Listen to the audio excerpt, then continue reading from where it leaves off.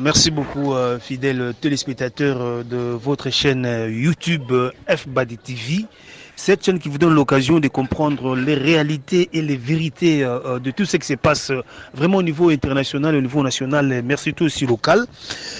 Ce que nous vous demandons chaque jour, c'est beaucoup s'abonner. Abonnez-vous massivement sur cette chaîne pour comprendre de réalité. Alors pour aujourd'hui, nous allons parler justice. Vous savez, depuis un moment dans ce pays, il y a des discussions sur la révision de la Constitution. Vous avez vu, il y a le pouvoir qui s'active, mais l'opposition aussi s'active. Il n'y a pas longtemps à Kinshasa, vous avez vu, les opposants ont été arrêtés, maltraités, parce qu'ils défendaient la révision de la Constitution. Alors, aujourd'hui, nous avons quelqu'un avec nous, lui s'appelle Maître Dieudonné Ngalamoulomé. Il est là, il connaît quand même ce qu'il dit, il maîtrise un peu la justice. Alors, avec lui, nous allons comprendre beaucoup de choses. Bonjour, Maître. Bonjour, messieurs les journalistes. Alors, notre société de comprendre. Vous êtes de la justice, la constitution est là, c'est notre vraiment notre symbole. Alors dites-nous, est-ce que à l'époque où nous sommes maintenant en République démocratique du Congo, est-ce que changer la constitution est d'abord constitutionnel ou bien c'est quelque chose que le pouvoir rêve de s'installer là-bas pendant plusieurs années ou soit avoir un troisième mandat? En effet, la révision de la Constitution est une notion constitutionnelle. Elle est prévue par l'article 218 de la Constitution en vigueur. Cette disposition énumère bel et bien les personnes qui peuvent prendre l'initiative de la révision constitutionnelle. C'est notamment le président de la République, les gouvernements après délibération en Conseil des ministres, à chacune des chambres parlementaires, c'est-à-dire l'Assemblée nationale ou le Sénat, à une fraction du peuple congolais, en l'occurrence 100 000 personnes, qui s'expriment par voie de pétition. Des pétitions conformément à l'article 27 de cette même constitution. Et là, ce sont des personnes qui peuvent prendre l'initiative ou des institutions qui peuvent prendre des initiatives d'une révision constitutionnelle. En effet, sur le plan juridique, concernant la révision de la Constitution, aucune disposition ne bloque ou aucun texte n'interdit que l'on puisse réviser la Constitution. On est d'accord. Parce que l'article 218, tel que mentionné et énuméré, définit, n'est-ce pas, où les initiateurs de la révision constitutionnelle. Donc, sur ce point-là, il n'y a pas de débat. Alors, pour parler du changement de la Constitution, il faut d'abord évaluer la Constitution existante, voir de quelle façon elle est exécutée, afin de pouvoir projeter d'autres réformes. Les pouvoirs de la révision constitutionnelle en droit constitutionnel, c'est un pouvoir qui est dévolu aux constituants dérivés. Les constituants dérivés est celui qui intervient juste pour réviser une constitution. Par contre, le constituant originaire, c'est celui-là qui intervient en amont pour doter un pays, un État d'une constitution nouvelle. Pour ce qui est du changement de la constitution, il faudra bien évidemment recourir au pouvoir constituant originaire. Et cela va conduire à la convocation du référendum pour que le peuple congolais puisse se prononcer, si et seulement si il est d'accord ou pas, que l'on puisse changer la constitution afin de basculer dans la 4e République. Cependant, les questions que nous devons nous poser restent celles de savoir, y a-t-il opportunité pour changer cette constitution? Quelles sont les failles qui se trouvent dans l'actuelle constitution que nous pourrions améliorer dans la constitution à venir? Est-ce la constitution actuelle qui bloque le développement du pays? Donc, à toutes ces questions, je vous dirai non. Ce n'est ni la constitution qui bloque le développement du pays, c'est un problème d'homme. Dans notre pays, il n'y a aucun problème de texte juridique. Les textes sont déjà là, mais l'exécution de ces textes par les personnes qui gèrent la chose publique, qui sont à la commande du pays, c'est là où ça pose problème. Pour dire que le problème de notre pays n'est pas normatif, mais c'est un problème anthropologique. C'est-à-dire centré sur l'homme qui est censé gérer, qui est censé appliquer les textes, les normes qui gouvernent notre pays. Donc, au stade actuel, pour ma part, en tant qu'acteur politique, je vous dis que le moment n'est pas opportun pour parler ni de la révision, moins encore du changement de la Constitution. Et donc, le gouvernement en place devra s'assumer, parce qu'il est au début du mandat, du second et dernier mandat, travailler pour faire en sorte que le peuple congolais puisse trouver son compte. Alors, parler de la révision de la Constitution ou du changement de la Constitution au stade actuel, c'est divertir le peuple congolais pour que rien ne puisse avancer. Dès lors que ce peuple est fatigué des promesses des politiciens depuis 1960, et ce peuple n'est plus dupe pour accompagner les politiques, les politiques qui gèrent actuellement à changer la Constitution pour se maintenir au pouvoir. Parce que point n'est besoin de vous rappeler que dans cette Constitution en vigueur, en son article 220, il y a les verrous. C'est vraiment une disposition intangible. Parce que il est verrouillé, bien évidemment, le mandat du président de la République. Et le mandat du président de la République, conformément à l'article 70 de cette même Constitution, est de 5 ans renouvelable une fois. Alors, ceux qui sont au pouvoir actuellement veulent tout simplement, dans leur intention, changer la Constitution pour basculer dans la 4e République, avec pour conséquence de modifier le mandat du président de la République à 7 ans renouvelable, afin qu'il puisse se maintenir au pouvoir jusqu'à à peu près 2040. Vous imaginez, au-delà de 2040. Donc, dès lors qu'ils ne savent pas gérer, ils ne savent pas gouverner, l'insécurité bat son plein, il y a l'inflation sur le marché des biens de consommation. Donc, tout ça, on ne peut pas accepter que l'on puisse changer la Constitution pour maintenir les incompétents au pouvoir. Donc, c'est pourquoi j'en appelle à la conscience de tous les peuples congolais, de toute la population de la province du Kasaï, de ne pas céder à cette énième manipulation du pouvoir en place. La population de Tshikapa, j'en appelle à votre conscience, toute la province du Kasaï, tout le grand Kasaï, prenez conscience. Prenez conscience parce que cette élite ne va rien vous donner. Vous êtes partis pendant plus de 30 ans pour accompagner ce régime de l'IDPS au pouvoir. Aujourd'hui, l'IDPS au pouvoir ne parvient pas à satisfaire ne serait-ce que les besoins primaires. Sur le plan infrastructurel, rien n'est conçu à Tshikapa, rien n'est conçu au Kasaï. En général, les gens souffrent, les jeunes n'ont pas du travail. Et accompagner encore ces pouvoirs dans cette sale besogne, en tout cas, c'est suicidaire. Voilà un peu de mots, ce que je peux vous dire. La révision de la Constitution est constitutionnelle. Elle est prévue par l'article 218 de la Constitution et l'article 220 verrouille notamment les mandats du chef de l'État. Et parler du changement de la Constitution, il faudrait d'abord évaluer cette Constitution et projeter. Et sur le plan juridique, je ne trouve aucune opportunité pour parler de la révision ou du changement. Mais sur le plan politique, j'ai donné mon point de vue, raison pour laquelle j'ai appelé à la conscience de la jeunesse du peuple congolais pour protéger cette constitution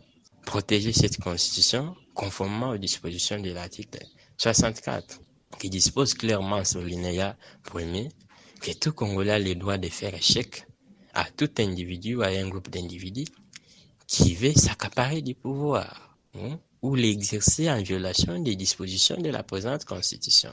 Et commencer, n'est-ce pas, à s'attaquer à cette constitution, donc serait comme scier un arbre sur lequel ce pouvoir est assis. Voilà un peu de mots que je peux vous dire, messieurs les journalistes, par rapport à votre question. Oui, merci beaucoup, maître, pour toutes ces réponses et toutes ces affirmations. Mais tout à l'heure, vous avez souligné l'article 200, je ne sais pas moi, 200, c'est pas combien, qui donne quand même l'autorisation à tout Congolais, je ne sais pas moi, franche de Congolais, soit le président de la République, et de prendre l'initiative pour changer la Constitution. Et c'est ce que l'IDPS dit aujourd'hui, que voilà, ils sont aussi Congolais, et surtout que le président de la République est cité aussi parmi les endroits qui peuvent avoir l'initiative pour modifier la Constitution. Alors, il faut leur donner la chance, au lieu de le début comme ça, de le barrer la route. Parce qu'ils se disent que la Constitution a d'abord été conçue, soit écrite dehors du pays, était quelque chose de taille de mesure pour juste l'intérêt d'une personne, selon l'UDPS. Mais aussi, ils se disent que voilà, il y a beaucoup d'articles qui continuent à bloquer vraiment la marche du pays, notamment avec les élections du gouverneur qui des fois tardent sur la composition du gouvernement, mais ce qui disent aussi que au lieu de passer avec ces élections dites universelles où la population vote, on pouvait passer à la manière de l'Afrique du Sud où le parti politique qui a la majorité peut sortir un président de la République pour donner vraiment la majorité à ses présidents. Des raisons qui donnent pour vous, ces questions-là ne tiennent pas debout, ou bien ce sont des questions, soit ce sont des articles qu'on peut aussi toucher pour voir comment émerger peut-être le pays. Comment vous trouvez? Bon, monsieur le journaliste, écoutez, changer la constitution, modifier la constitution, oui, ce sont des langages, des politiques. Donc, vous prenez besoin de vous rappeler que dans cette constitution, en son article 23, la liberté d'expression est garantie. Donc tout le monde a la liberté de s'exprimer, d'émettre son opinion, son point de vue. Et là, on ne peut interdire personne de s'exprimer. De s'exprimer, personne ne peut être interdit parce que chacun peut s'exprimer. Nous sommes dans un état démocratique. Et c'est ainsi qu'ils peuvent parler du changement de la révision. Et nous aussi, nous avons le droit de dire non à ces changements ou à cette révision. Pour le moment, parce qu'on ne trouve aucune opportunité. On ne trouve aucun blocage à notre niveau qui constituerait un handicap à la bonne marche des institutions. Sur le plan juridique, certes, il peut y avoir quelques problèmes à régler dans cette constitution, mais le moment n'est pas opportun. Mais sur le plan politique, rien ne bloque au pouvoir en place de faire évoluer les choses. Donc c'est pourquoi je vous ai dit qu'il n'y a pas d'opportunité pour le moment d'évoquer ce débat. Bien que c'est déjà lancé, eh bien, nous appelons le peuple congolais à prendre conscience, à se lever pour défendre cette constitution, pour faire en sorte qu'on ne puisse plus revenir aux histoires comme à l'époque de Marshal Mobutu. Non, nous ne voudrions plus revenir à ce stade-là. Alors, cette constitution a bien défini les modalités d'accession, d'exercice et de dévolution du pouvoir politique. Eh bien, ceux qui nous gèrent actuellement sont à leur deuxième et second mandat. Ils ne doivent que gérer l'État et léguer aussi ce patrimoine de nos ancêtres à leurs successeurs et commencer à parler, commencer à forcer les choses. Je ne pense pas que cela aiderait notre pays d'avancer. Deuxièmement, je profite de votre micro pour condamner cette attitude du régime en place de museler l'opposition politique, de museler l'opposition avec l'interpellation de l'honorable Délice Sanga, chose que je condamne fermement parce que nous sommes dans un état démocratique, comme ils ont le droit de parler, comme les autres ont aussi le droit de répliquer, de refuser, et donc supportons-nous, parce que la beauté de la démocratie réside dans la contradiction. Et parler de toutes les raisons évoquées par vous, c'est porter atteinte, c'est désacraliser les dispositions de l'article 220 de la Constitution pour bien évidemment basculer dans la 4e République avec un changement de Constitution qui va donner encore beaucoup plus de mandats à ces pouvoirs de continuer à nous gérer par-dessus jusqu'au-delà de 2040. Et ça, j'ai dit non. J'ai dit non, je pense que le peuple congolais n'est pas dupe et le peuple congolais va se décider, va se prendre en charge. Voilà, merci beaucoup maître. Mais en fait, vous avez dit la beauté de la démocratie, c'est aussi laisser les autres s'exprimer.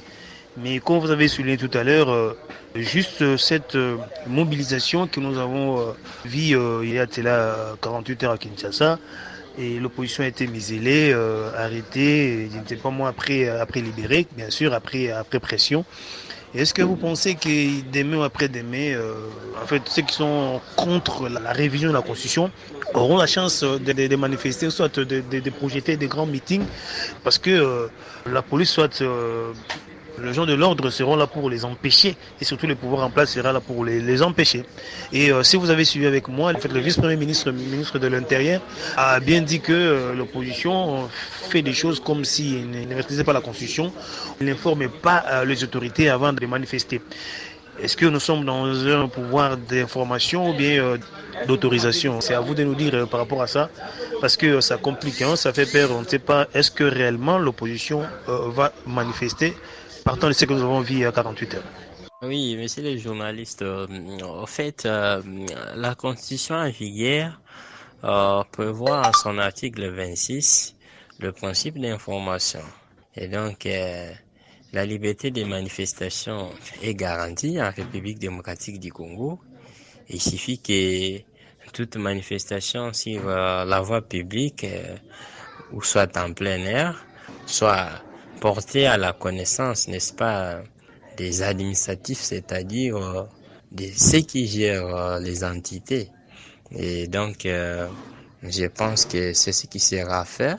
Les autorités politico-administratives seront saisies et on doit juste prendre acte ou justement de délocaliser la manifestation et mettre à la disposition des manifestants les éléments de la police de sécurité pour leur sécurité afin d'éviter des dégâts. Ils n'ont pas le droit de boycotter et d'autoriser la manifestation, non. Nous sommes dans un régime d'information et non d'autorisation. Avec le temps, vous verrez que la situation pourrait s'empirer si et seulement si ceux qui gèrent actuellement n'y prennent garde. Parce que vous comprenez, l'ivresse du pouvoir, l'ivresse du lait, et on peut vous dire que ce polo est rouge, mais comme vous êtes ivre du lait, les polos rouges deviendraient noirs. Vous dites non, c'est noir alors que c'est rouge. Et c'est pour vous dire que le pouvoir rend fou. C'est ce que nous sommes en train de constater actuellement avec les dérives, ces dérives dictatoriales. Et là, ça ne passera pas. Le peuple congolais, dans sa souveraineté, va se décider pour protéger cette constitution conformément à l'article 64 de cette même constitution. C'est ce que je peux vous dire. Les autorités seront informées et nous sommes dans un régime d'information et non d'autorisation. Merci beaucoup, maître, pour toutes ces précisions et qui essaie un peu d'éclairer la lanterne de ceux qui continuent comme ça à parler par rapport à ce changement ou modification de la Constitution. Alors, sur ces, je ne sais pas, avant de vous quitter définitivement pour aujourd'hui, si vous avez un dernier mot pour tous nos téléspectateurs, soit d'auditeurs qui nous captent vraiment partout au monde, mais surtout particulièrement ceux qui sont ici au Kasaï et à Tchikapa. Voilà, merci beaucoup, messieurs les journalistes. Les derniers mots, c'est de faire appel. Je fais appel à toute la population de la province du Kasaï, de manière particulière, et à tous les peuples congolais, de manière générale, à s'approprier cette constitution actuelle, à s'assumer, à exercer sa souveraineté, à protéger cette constitution du 18 février 2006. Parce qu'au stade actuel, sur le plan de droit, il n'y a aucune opportunité qui pouvant ouvrir la voie à la révision de la Constitution ou parler du changement de la Constitution. Mais comme nous sommes dans une démocratie, chacun peut émettre son point de vue, c'est que nous respectons, et nous autres, nous avons aussi le droit de répliquer ou de boycotter cette politique macabre et machiavélique du changement de la Constitution. J'en appelle au peuple congolais en général, à toute la population du Kasaï en particulier, à s'assumer pour protéger cette constitution conformément à l'article 64, alinéa 1er, pour protéger cette constitution afin qu'elle ne soit pas violée. Donc cette constitution est violée chaque jour par ceux qui gèrent, mais ils trouvent encore des prétextes pour dire voilà, il faut la changer. Non. Et donc c'est un alibi, c'est un prétexte des incompétents qui n'arrivent pas à bien gouverner, qui trouvent toujours des raisons ailleurs, alors qu'ils ont les pouvoirs, doivent s'assumer, ils doivent gérer. Alors, le peuple doit prendre conscience pour ne pas accompagner cette sale zone du régime allant dans le sens du changement de la Constitution. Je vous remercie beaucoup, monsieur Joël. Merci beaucoup, maître, pour toutes ces précisions. Nous vous disons aussi merci, vous, chers fidèles de FBAD TV, pour votre fidélité. Surtout, abonnez-vous massivement pour comprendre beaucoup sur l'actualité et surtout sur les enjeux politiques de notre nation. Un grand merci à notre cordon, lui c'est Franco Badibanga. Alors Jimmy Mba, les nécessaires, c'est bien sûr moi. Au revoir.